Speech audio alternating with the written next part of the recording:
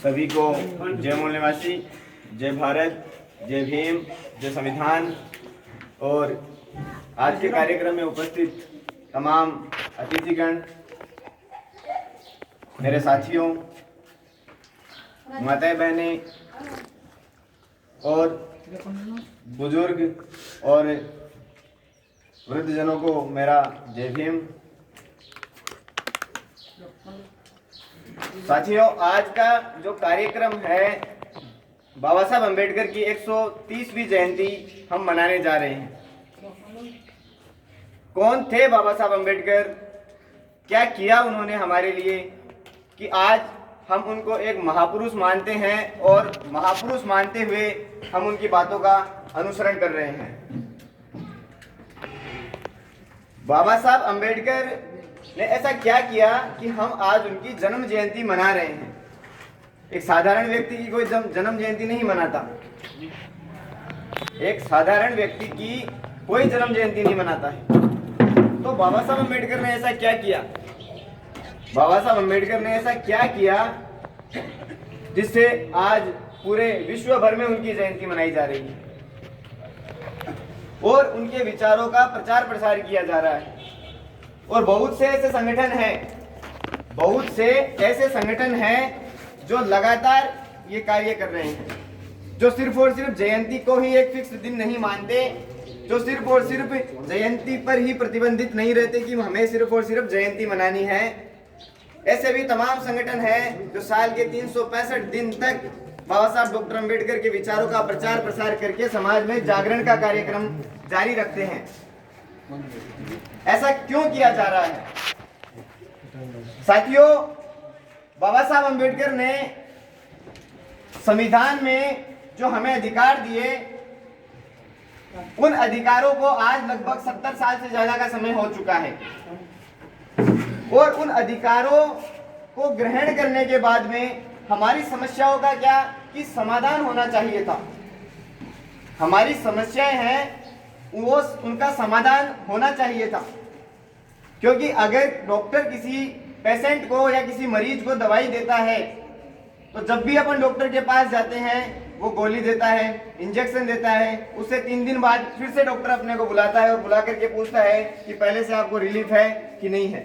तो अपन कहते हैं कि पहले से ठीक है, तो फिर वो 1 या 2 दिन की दवाई और देता है। फिर उसके बाद 2 दिन बाद और जाते हैं तो फिर डॉक्टर कहता है थोड़ा परहेज रख, बिल्कुल ठीक हो जाएगा। तो बाबा साहब अम्बेडकर ने हमारे समाज में लगातार व्याप्त समस्याओं का समाधान करने के लिए हमें संविधान स्वरूप एक मसौदा दिया, संविधान स्वरूप एक फॉर्मूला दिया। जैसे गणित के सवालों को अपन हल करते हैं तो गणित के सवालों को हल करने के लिए हमें एक सूत्र की आवश्यकता होती है। उस प्रकार से बाबा साहब अम्बेडकर ने संविधान में हमें हक और अधिकार दिए और हक अधिकार देकर के हमारे लोगों का जीवन जो है संरक्षित किया। आज हमारे लोग IAS, IPS, IRS, income tax, bureaucracy, न्यायालयों में वकील, doctor, engineer, first grade teacher, college lecturer हर पदों पर हैं। क्या 1950 से पहले किसी का भाई, किसी का पिता, किसी का दादा, किसी का परदादा इस ओहदे पर पहुंचे थे? बताओ। देखिए, आप अपन एक चर्चा कर रहे हैं, मैं कोई भाषण नहीं कर रहा हूं, मैं सिर्फ और सिर्फ वो चर्चाएं करने आया हूं जो इस समाज में विलुप्त हो चुकी है। इस समाज का कोई व्यक्ति, कोई बच्चा, कोई वृद्ध, कोई सरकारी कर्मचारी नहीं करना चाहता। क्यों? क्योंकि वो लोग एहसान फरामोश हो चुके हैं, उन्हें अपने पुरखों का एहसान नहीं है। बाबा साहब अम्बेडकर इस देश के कानून मंत्री थे।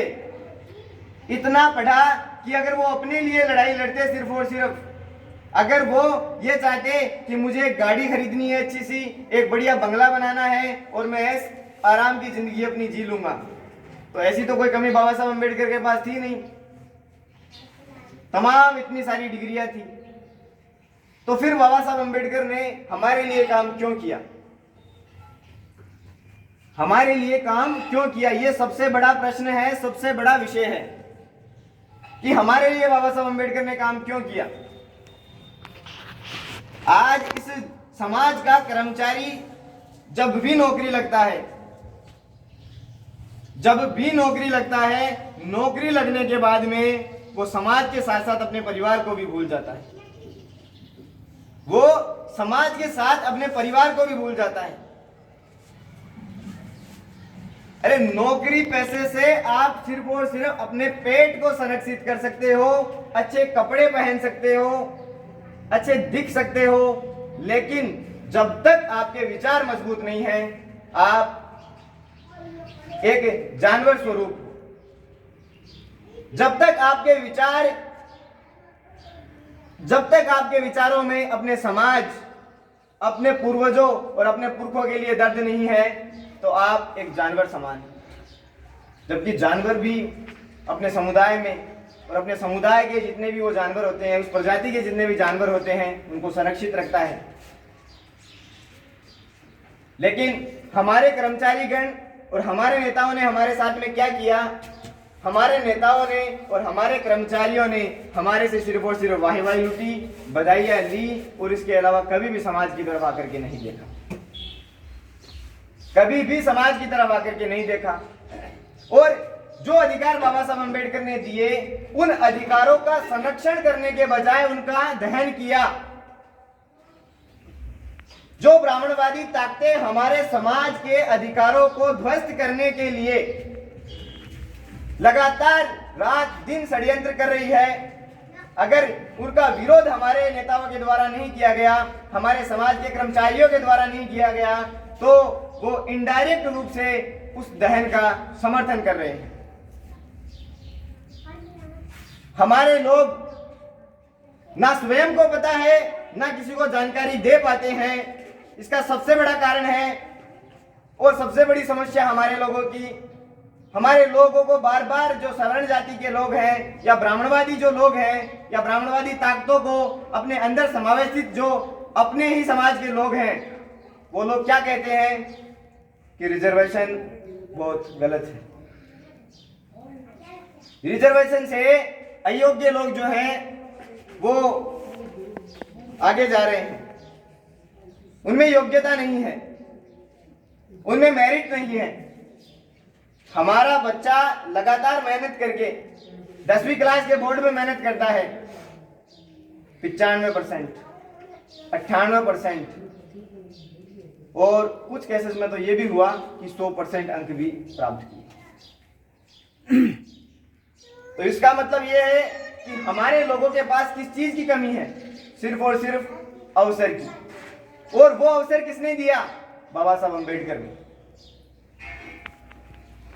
वो अवसर किसने दिया?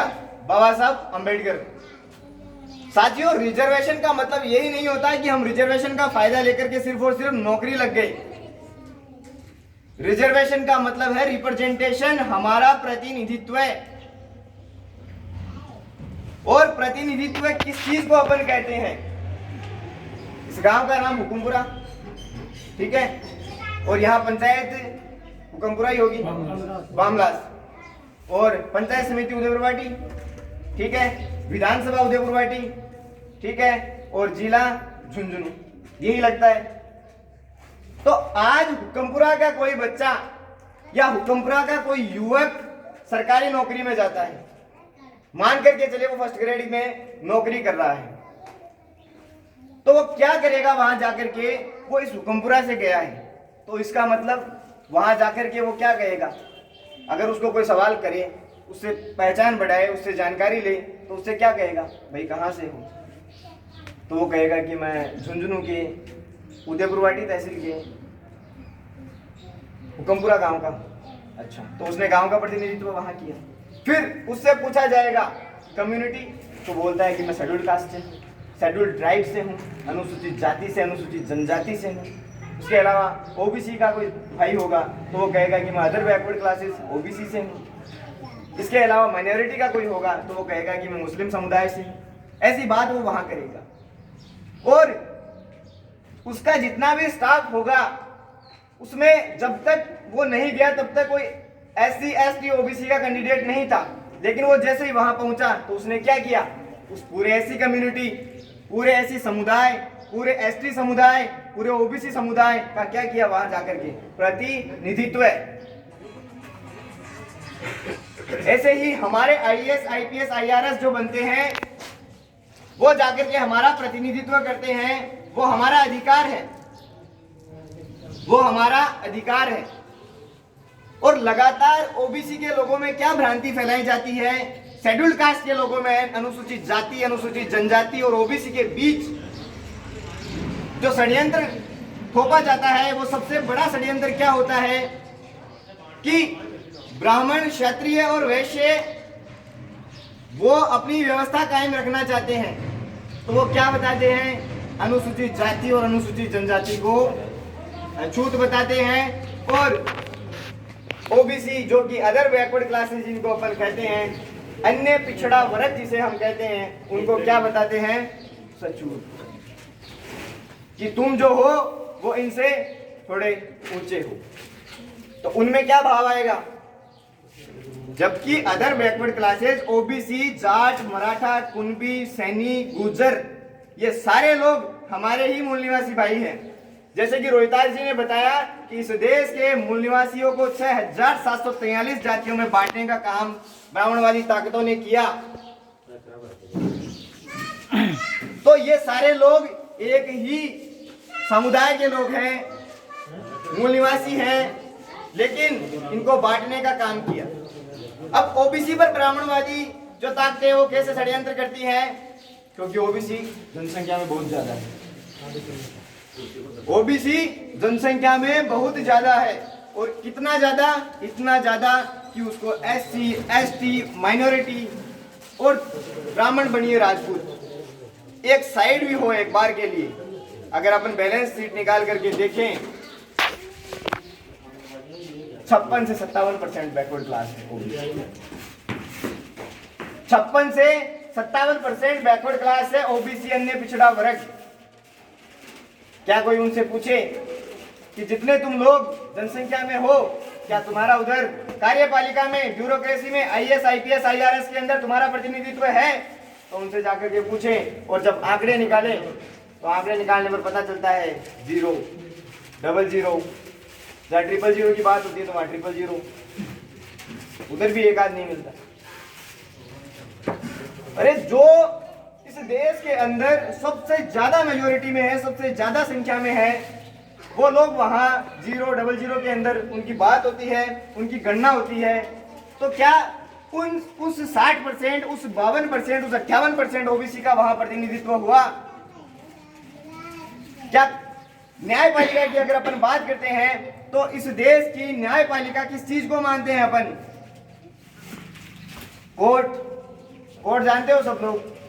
न्यायालयों के अंदर हाई कोर्ट और सुप्रीम कोर्ट के जजेस है 650, और उन 650 में से है ना 98% ब्राह्मण है, 98%। अब मुझे बताइए कि न्यायपालिका के अंदर अगर ओबीसी के लिए कोई कानून तैयार हो रहा है, उधर कितने जाट हैं, कितने माली हैं, कितने गुज्जर हैं, कितने सैनी हैं, कितने सैन हैं उधर? कुछ भी नहीं। तो क्या उनके लिए कानून बनेगा? क्या उनके हित में कानून बनेगा? आज ब्राह्मणवादी सरकारें क्या कर रही हैं? आज किसान सड़कों पर क्यों हैं? आज मजदूर सड़कों पर क्यों हैं? आज बेरोजगार सड़कों पर क्यों हैं? आज विद्यार्थी सड़कों पर क्यों हैं? इसका सबसे बड़ा कारण है कि जो संसद में बैठे हैं वो इस जमीन पर काम करने वाले नहीं हैं। वो जब पैदा हुए थे तब उनके मुंह में सोने की चम्मच थी, और उनकी औलादे पैदा हुई तो वो भी सोने की चम्मच के साथ ही पैदा हुई। वो नहीं है किसान के बेटे, वो नहीं है किसान। संसद में आज जो बैठे हैं वो नाचने गाने वाले, बजाने वाले लोग बैठे हैं। इस्लाम जी, ये हालात है संसद के। संसद के ये हालात है। बाबा साहब अंबेडकर ने एक बात कही थी कि जिस दिन किताबें सड़कों पर और जूते आज की दुकानों में मिलने लग जाएंगे, उस दिन से इस देश का जो बर्बादी है वो शुरू हो जाएगी। और आज ये देख रहे हैं ये प्रायोगिक रूप से आप देखिए, हर ब्रांड के आपको जूते मिलेंगे, लेकिन किसी ब्रांड की आपको किताबों का शोरूम देखा आपने कभी? किसी पब्लिकेशन की एक आपने कोई ब्रांड देखा कि भाई ये फलां पब्लिकेशन है? किताबें मिलेंगी एक गांव में मुश्किल से 1 या 2 दुकान मिलेगी। शहरों में जाएंगे तो अखबारों की एक छड़ी लगी रहती है, उस पर किताबें, अखबार, पत्रिकाएं, मासिक, साप्ताहिक पत्रिकाएं उधर पड़ी रहती हैं। उससे क्या हुआ? उससे हमारी शिक्षा है वो मजबूत होने के बजाय खराब हुई। साथियों, बाबा साहब अम्बेडकर ने हमें अधिकार दिए, और जब बात आई ओबीसी बैकवर्ड क्लास को जब अधिकार देने की, तो उन्होंने कालेलकर कमीशन बनाया। कालेलकर आयोग में 1931 में जनगणना हुई थी। 1931 में जनगणना हुई थी, और जनगणना हुई थी जातीय आधारित। और उस जनगणना में क्या पाया गया? क्या आंकड़े जनगणना में सामने आए? क्या आंकड़े जनगणना में सामने आए वो मैं आपको बताना चाहूंगा कि जो अनुसूचित जाति था वो 15% था। मतलब कि यदि अपन आंकड़े एक सामान्य भाषा में समझने की कोशिश करें, 100 लोगों को अपन एक बार लेकर के चलते हैं, तो 100 में से 15 लोग कौन थे? अनुसूचित जाति, चमार, रेगर, खटीक, ये सब लोग। कितने? 100 में से 15%। उसके बाद 7.5% जो थे आदिवासी, मीणा, गरासिया, टांडा माडा, सहरिया, जितने भी लोग, 7.5%। उसके बाद जो इस देश का सबसे बड़ा तबका है, इस देश का राजाशाही जो तबका है, वो है ओबीसी, अदर बैकवर्ड क्लासेज। वो उस समय की जनसंख्या के हिसाब से कितना था? 52%। 1931 की मैं बात कर रहा हूं। 1931 की जनसंख्या के आधार पर कितना था? 52%। मतलब कि 100 में से कितना? चुनाव लड़ने के लिए अगर जिसको एक साइड 52 वोट पड़ जाए, सरकार किसकी होगी? किसकी होगी सरकार? तो क्या आज ओबीसी की सरकार है? अगर सरकार है तो फिर ओबीसी तबके से सबसे ज्यादा किसान होते हैं, क्यों सड़कों पर हुआ? भाई, जिसकी जितनी संख्या होगी उसकी उतनी तो समस्या होगी। मानते हो कि नहीं मानते? भाई, जिसकी, अब अगर अपन घर में बात करें, जिसका परिवार बड़ा होता है, एक सामान्य सी बात करते हैं अपन, कि जिसका परिवार बड़ा होता है उसको, और जिसके परिवार में 4 लोग हैं उसको ज्यादा समस्याओं का सामना किसे करना पड़ता है? जिसके परिवार में 50 लोग हैं उन्हीं को तो करना पड़ता है।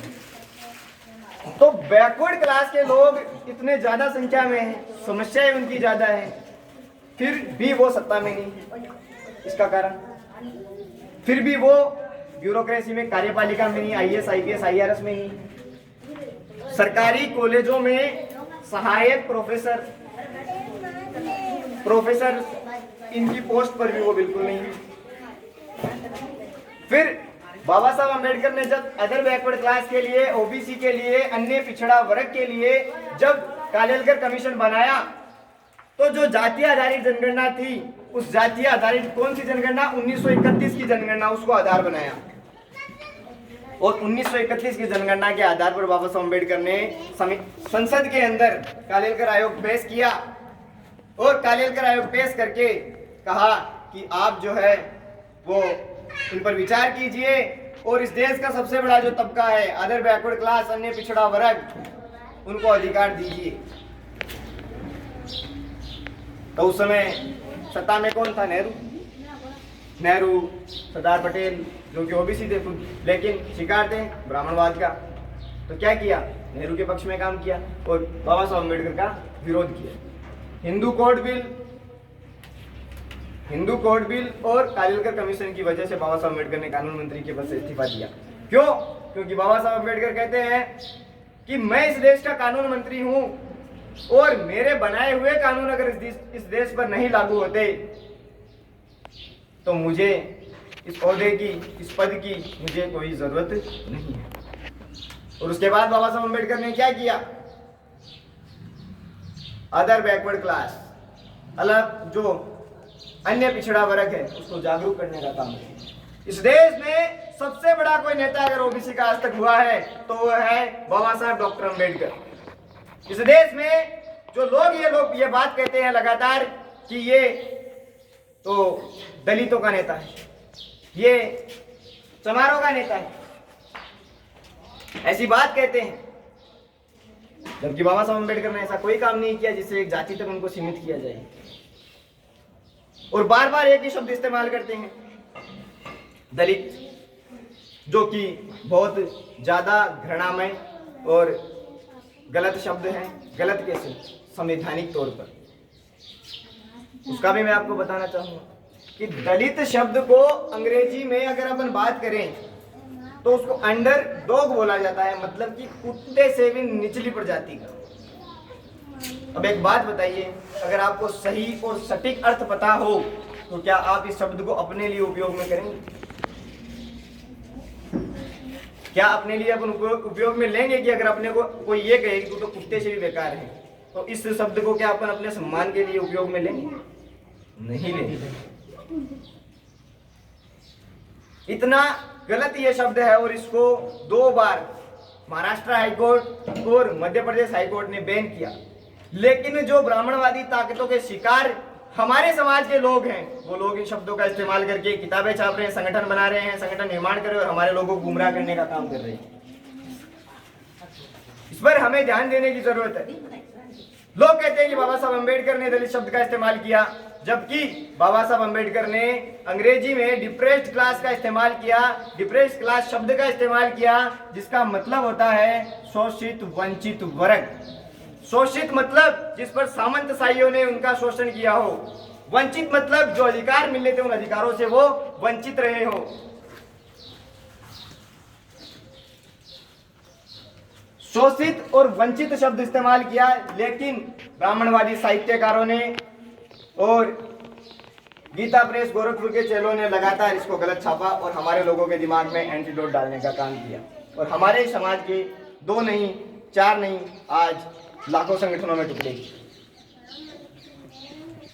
बाबा साहब अंबेडकर ने शेड्यूल कास्ट का काम कर दिया, शेड्यूल ट्राइब का काम कर दिया, और जब बात आई ओबीसी का काम करने की तो उन्हें पता था कि अगर डॉक्टर अंबेडकर ओबीसी को अधिकार देगा, डॉक्टर अंबेडकर अगर अदर बैकवर्ड क्लासेस को अधिकार देगा, डॉक्टर अंबेडकर अगर अन्य पिछड़ा वर्ग को अधिकार देगा, तो आने वाले 1952 के चुनाव में डॉक्टर अंबेडकर इस देश का प्रधानमंत्री होगा। और अगर ऐसा हुआ तो ये क्या करेगा? जो शोषित पीड़ित वंचित है उनको अधिकार देगा, और उनको अगर अधिकार मिलेंगे तो वो क्या होंगे? आगे आएंगे। और वो लोग अगर समझ उनमें विकसित हो गई तो ब्राह्मणवादी ताकतें, ब्राह्मणवाद और ब्राह्मणों की सत्ता इस देश पर कभी कायम नहीं होगी। और इसलिए सबसे जो ब्राह्मणवाद का जो झंडा है वो गाड़ने का काम अगर किसने किया तो वो नेहरू, गांधी और तमाम उस समय के कांग्रेसी नेताओं ने किया।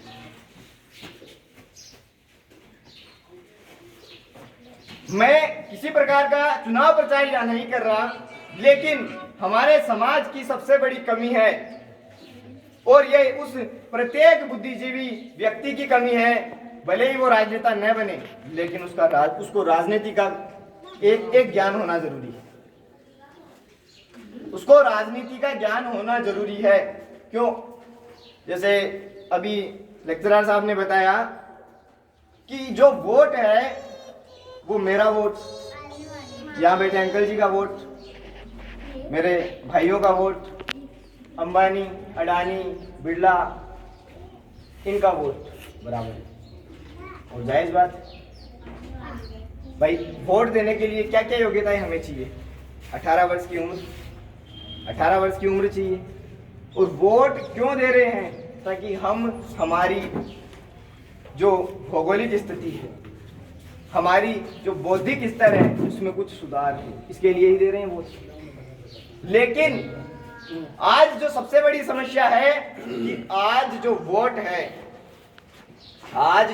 है वो सिर्फ और सिर्फ कॉर्पोरेट घरानों का तो वोट है, और बाकी जो हमारे लोग हैं वो पौवे, मुर्गी, इनमें बिकने के लिए तैयार है।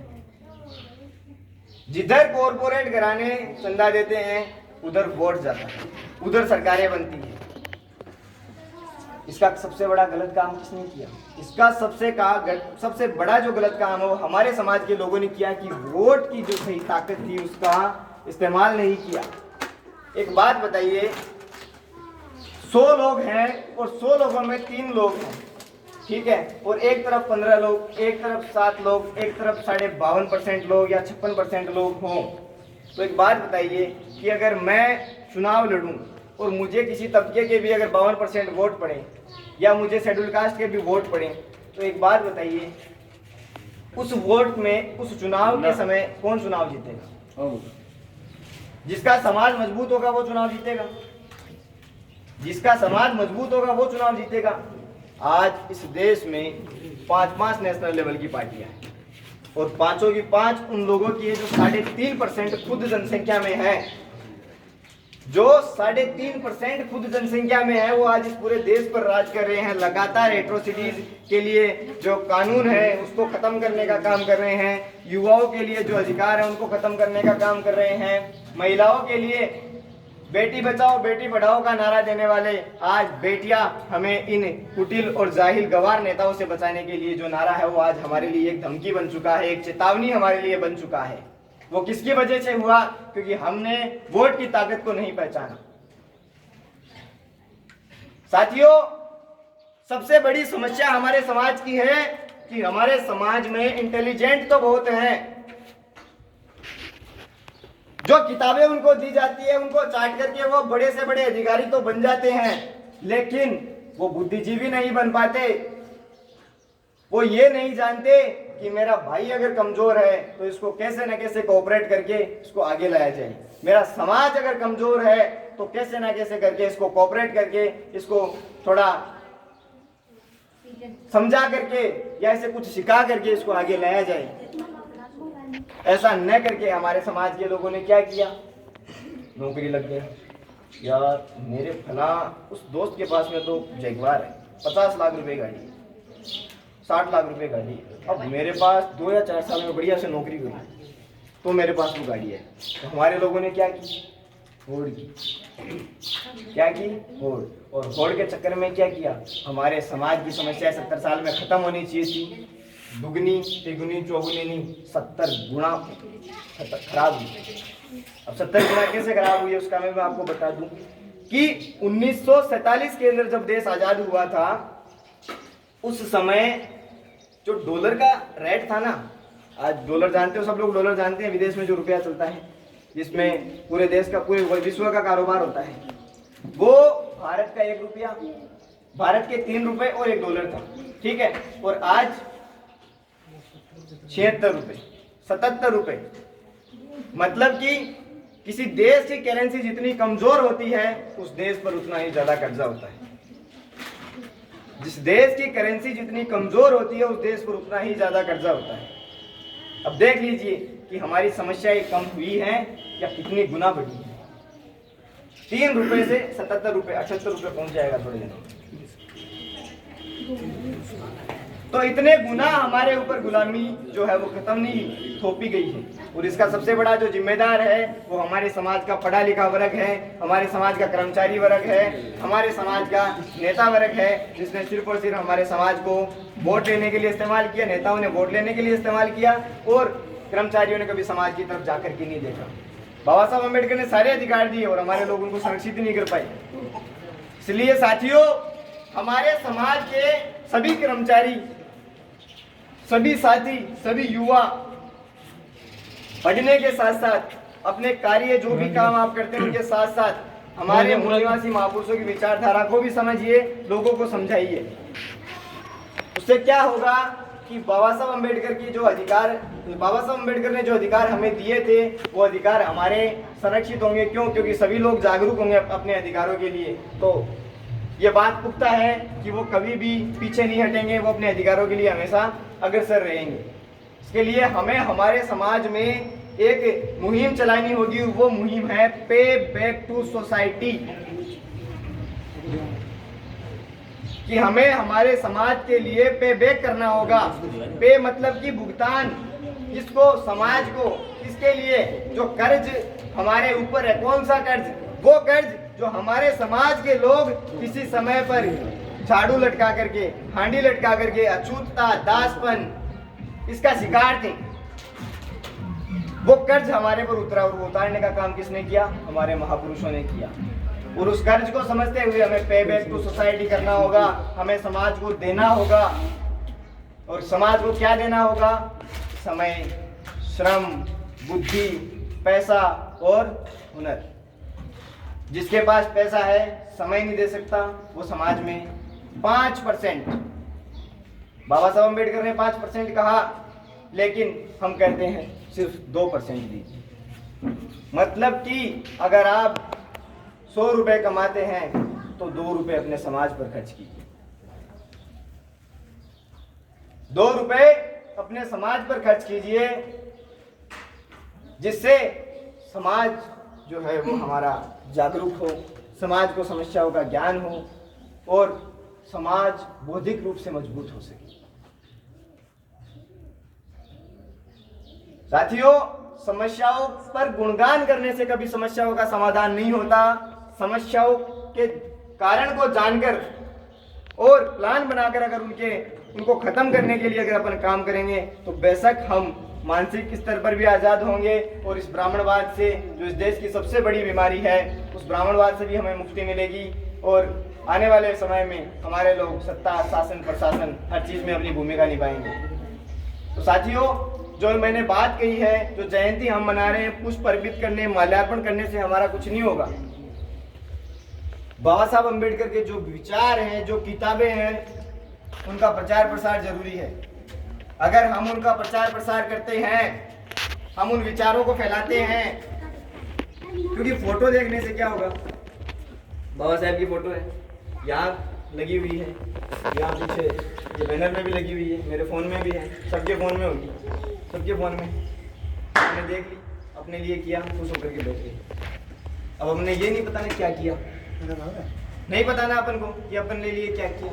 और जब तक इस सवाल तक नहीं जाओगे और इस सवाल के जवाब को ढूंढ करके और हमारे लोगों को नहीं बताओगे, तब तक हमारी समस्या का समाधान नहीं होगा। इसलिए साथियों, सभी को एक बार पुनः बाबा साहब डॉक्टर B.R. अम्बेडकर, संविधान निर्माता और इस आधुनिक भारत के एक तरीके से अपन कहें तो जन्मदाता की 131वीं जयंती की आप सभी को हार्दिक शुभकामनाएं, मंगल कामनाएं, हार्दिक बधाइयाँ। और इसी आशा और विश्वास के साथ मैं कहता हूं कि आपने मेरी बात को जो सुना है उसका अनुसरण करेंगे, उस पर ध्यान देंगे और आने वाले समय में उनके विचारों पर चलने का काम करेंगे। आपने मुझे सुना, इसके लिए बहुत बहुत आभार, धन्यवाद। जय हिंद।